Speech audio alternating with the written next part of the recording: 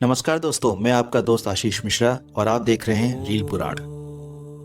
आज हम भारतीय महाकाव्य रामायण के एक ऐसे गहन रहस्य पर बात करने जा रहे हैं जो हमें हनुमान जी की दिव्यता के चरम शिखर से परिचित कराता है।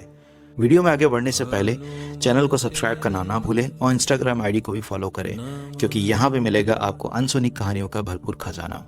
तो चलिए आगे बढ़ते हैं। ये कथा है वाल्मीकि रामायण में निहित उस भविष्यवाणी की जिसके अनुसार हनुमान जी को भविष्य के ब्रह्मा का पद प्राप्त होगा। क्या यह संभव है कि राम के अनन्य सेवक पवन पुत्र हनुमान अगली सृष्टि की रचयिता बन जाएं? आइए इस गहन सत्य के पीछे छिपी कथा और प्रमाणों को जानते हैं। ये कहानी शुरू होती है लंका विजय के बाद, जब मर्यादा पुरुषोत्तम भगवान राम अयोध्या लौटते हैं और उनका भव्य राज्याभिषेक संपन्न होता है। आनंद और धर्म के इस माहौल में भगवान राम अपने सभी सहयोगियों को उनकी निस्वार्थ सेवा के लिए सम्मानित करते हैं। जब बात हनुमान जी की आती है तो राम का हृदय कृतज्ञता से भर जाता है।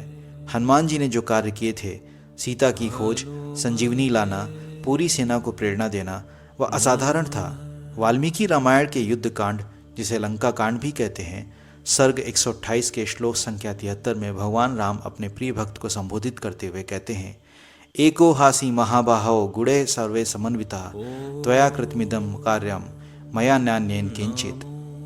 इसका मतलब है, हे महाबाहु, तुम अकेले ही समस्त गुणों से युक्त हो।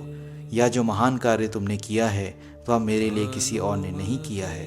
राम अपनी भक्ति का कोई और अलौकिक प्रतिदान नहीं दे सकते थे, इसलिए उन्होंने उन्हें अमरत्व का वरदान दिया। यह अमरत्व ही वह नींव है जिस पर हनुमान जी के अगले ब्रह्मा बनने की भविष्यवाणी टिकी है। हिंदू धर्म की काल गणना में ब्रह्मांड एक चक्र में चलता है जिसे कल्प कहा जाता है। प्रत्येक कल्प के अंत में वर्तमान ब्रह्मा सृष्टि के रचयिता का कार्यकाल समाप्त होता है और नया ब्रह्मा उस पद को ग्रहण करता है।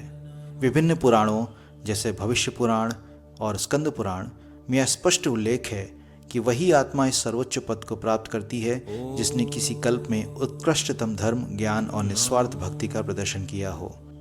हनुमान जी अपने जीवन में 9 व्याकरण के ज्ञाता हैं, स्वयं सूर्यदेव के शिष्य हैं। उन्होंने अकेले ही पूरी लंका को भयभीत कर दिया और द्रोणागिरी पर्वत को उठा लाए।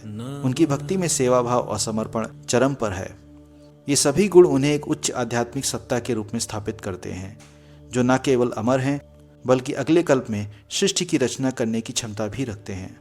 वाल्मीकि रामायण में एक आधा श्लोक है जो भविष्य में हनुमान जी की ब्रह्मा बनने का संकेत देता है। वाल्मीकि रामायण 7.36.50 के श्लोक, सोयम नव व्याकरणार्थ वेत्ता ब्रह्म भविष्यत्यपि ते प्रसादात, का अर्थ है कि वह 9 व्याकरणों और अर्थों का ज्ञाता भविष्य में ब्रह्मा होगा। यह भविष्यवाणी उनके बल, भक्ति, बुद्धि और संयम को दर्शाती है, जिसके कारण उन्हें भविष्य में ब्रह्मा का पद प्राप्त होगा। हनुमान जी के अगले ब्रह्मा बनने की यह कथा सिर्फ एक भविष्यवाणी नहीं है, यह कर्म योग और भक्ति योग का सर्वोच्च उदाहरण है। यह हमें सिखाती है कि यदि कोई प्राणी पूर्णतः निस्वार्थ होकर, अहंकार रहित होकर अपना कर्तव्य करता है और सर्वोच्च सत्ता भगवान राम के प्रति समर्पित रहता है, तो वह सृष्टि के सबसे बड़े पद को भी प्राप्त कर सकता है। हनुमान जी आज भी पृथ्वी पर उपस्थित हैं, अगले कल्प की प्रतीक्षा में अपने भगवान राम का नाम जपते हुए।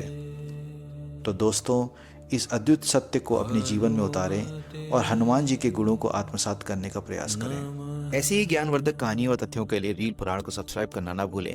मिलते हैं अगले वीडियो में। जय श्री राम, जय हनुमान।